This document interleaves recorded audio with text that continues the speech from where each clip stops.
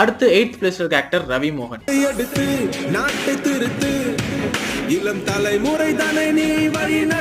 Career பிகினிங்லயே நிறைய நல்ல படங்கள் கொடுத்து ராக்கெட் மாதிரி மேல போய் புஸ்வானா மாதிரி டக்குன்னு கீழே வந்த ஒரு ஆக்டர் ரவி மோகன். தொடர்ந்து நிறைய நல்ல படங்கள் நடிச்சிட்டு இருந்தாரு. தனி ஒருவனோட பிளாக் பஸ்டர் சக்சஸ்க்கு அப்புறம் தான் அவரோட அந்த டவுன்ஃபாலே ஸ்டார்ட் ஆச்சு.